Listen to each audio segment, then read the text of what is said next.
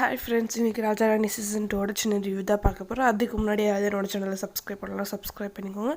மறக்காமல் கூட இருக்கிற பெல் ஐக்கனையும் ப்ரெஸ் பண்ணிக்கோங்க.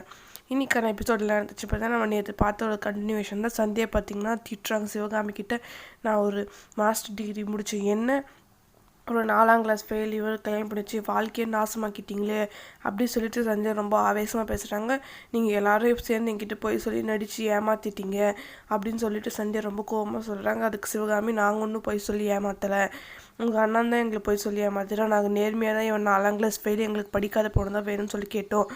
ஆனால் உங்கள் அண்ணன் தான் எங்கள் தங்கச்சி வெறும் 7ஆம் கிளாஸ் ஃபெயிலு அப்படின்னு சொல்லிட்டு உங்கள் அண்ணன் தான் போய் சொல்லி ஏமாற்றி எங்களை ஏமாற்றிட்டாங்க அப்படின்னு சொல்கிறாங்க. சரவணனும், நான் ஒன்றும் பொய்யெல்லாம் சொல்ல, இதுவரையும் உங்ககிட்ட நேர்மையாக தான் இருக்கும் சொல்லிட்டு சரவணனும் சொல்கிறாங்க. சந்தியா பார்த்திங்கன்னா அப்படியே ஆவேசமாக திட்டுறாங்க, என் வாழ்க்கையே போச்சு, நான் ஒரு ஐபிஎஸ் படித்து சைலண்ட் வண்டியில் வந்து இறங்கணும் தான் என் ஆசை, இப்படி பண்ணிட்டீங்களே சொல்லிட்டு சந்தியா ரொம்ப ஒரு மாதிரி கஷ்டமாக திட்டுறாங்க. அப்புறம் பார்த்திங்கன்னா அதெல்லாம் சந்தியாவோட பகல் கனவு, பகலில் அவங்க கனவு காண்றாங்க. ஆனால் பார்த்திங்கன்னா எல்லோரும் ரொம்ப சந்தோஷமாக இருக்காங்க. சரவணன் ஸ்வீட் கடை சிவகாமியில் சிரிச்சு பேசிகிட்டு இருக்காங்க எல்லாக்கிட்டையும்.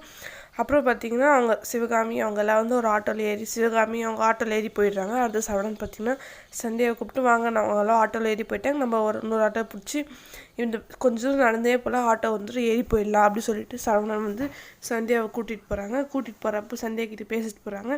இன்றைக்கி நான் ரொம்ப சந்தோஷமாக இருக்கேங்க, என் கடையில் வேலை பார்த்தவன் அவனே கொஞ்சம் கொஞ்சமாக காசு சேர்த்து வச்சு ஒரு பெரிய கடை கட்டிட்டான், எனக்கு ரொம்ப சந்தோஷமாக இருக்குது அப்படி சொல்லி சரவணன் சொல்லிட்டு வராங்க. எனக்கு இன்னும் நிறைய ஆசை இருக்குது. என்ன ஆசைன்னா, முதல் ஆசை வந்து சிவகாமி ஸ்வீட் ஸ்டால்ன்றது தென்காசி மொத்தத்துலேயும் என்னோடய கடையை ஓப்பன் பண்ணணும். இங்கே திரும்பினா கடை, இங்கே திரும்பினா கடை, எங்கே பார்த்தாலும் என்னோடய ஸ்வீட் கடை தான் இருக்கணும்னு சொல்லிட்டு சரவணன் ரொம்ப சந்தோஷமாக சொல்லிகிட்டு இருக்காங்க. சந்தியா பார்த்திங்கன்னா பக்கத்தில் ஃபீல் பண்ணிக்கிட்டே பேசுறது மாதிரி புலம்பிக்கிட்டே வராங்க, மனசுக்குள்ளே புலம்பிட்டு வராங்க. அப்புறம் பார்த்தா சரவணனுக்கும் 2வது ஆசை இருக்குது, எப்படியும் 2 வருஷத்தில் பார்வதி கல்யாணம் பண்ணி கொடுத்துரும், இன்னும் 2 வருஷம் கழிச்சு ஆதி கல்யாணம் பண்ணுவோம். அப்புறம் நம்ம வீட்டில் மொத்தம் 3 மருமக வந்துடுவாங்க, அழகுக்கு ஒரு குழந்தைனாலும் சித்தப்பா சித்தி அண்ணின்னு சொல்லிட்டு எல்லோரும் ரொம்ப சந்தோஷமாக எல்லோரும் ஜாலியாக இருக்கணும். கடையில் இருந்தால் கஷ்டமாக வேலை செஞ்சுட்டு வந்தாலும் வீட்டுக்கு வந்தோடனே ரொம்ப சந்தோஷம் வந்துடணும் அப்படின்னு சொல்லிட்டு சரவணன் சொல்கிறாங்க. சந்தியா வந்து என்னோடய கனவு போச்சு, என் வாழ்க்கை போச்சு, எல்லாமே போச்சு அப்படின்னு சொல்லிட்டு சந்தியா ரொம்ப அப்படியே மனசுக்குள்ளே ஃபீல் பண்ணிகிட்டே வராங்க பக்கத்தில் இருந்துங்கன்னு. அப்புறம் பார்த்திங்கன்னா சரவணன் சொல்கிறாங்க, நான் வந்து எங்கள் ஸ்வீட் கடையில் நான் கரண்டி வச்சுப்பேன், நீங்கள் கல்லால் உட்காந்துக்கணும், நீங்களே எனக்கு துணையாக இருக்கணும், நீங்கள் வந்தால் தான் நம்மளோட ஸ்வீட் கடையை தென்காசி முழுவதும் நம்மளோட ஸ்வீட் கடை வைக்க முடியும், சிவகாமி ஸ்வீட் ஸ்டால்.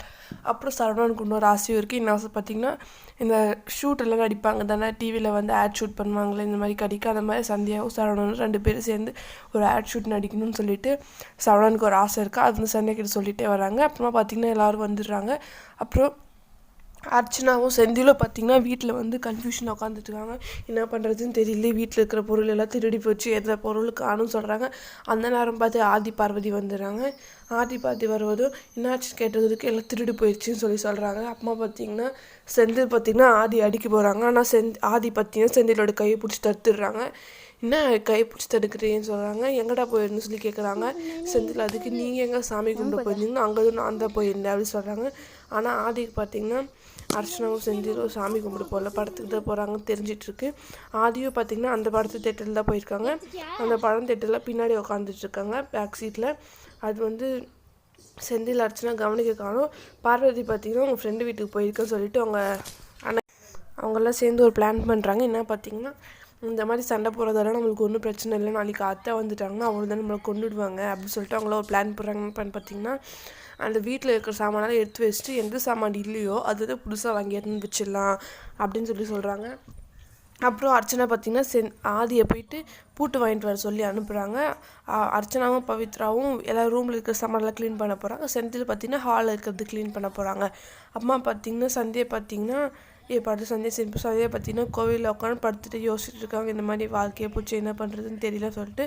சரவணன் பார்த்திங்கன்னா சந்தியா சொன்னாங்களே நைட் பேசலான்னு சொல்லிட்டு, ஆனால் சந்தியா சரவணன் பார்க்கும்போது திரும்பி படுக்கல. இந்த பக்கம் திரும்பி மயில் பக்கம் திரும்பி பார்த்துட்டு இருக்காங்க. சரவணனும் அப்படி கொஞ்ச நேரம் பார்த்துட்டு அப்படியே படுத்து தூங்கிடுறாங்க. சரவணனும் சிவகாமி பார்த்திங்கன்னா புலம்பிட்டு இருக்காங்க, வீட்டில் என்ன நடக்குதுன்னு தெரியல, எல்லா பொருளும் இருக்கா, எல்லாம் வீட்டை பத்திரமா பார்த்துக்கிறாங்களா இல்லையான்னு சொல்லிட்டு சிவகாமி பார்த்திங்கன்னா ஒரு பக்கம் புலம்ப ஆரம்பிச்சிட்டாங்க.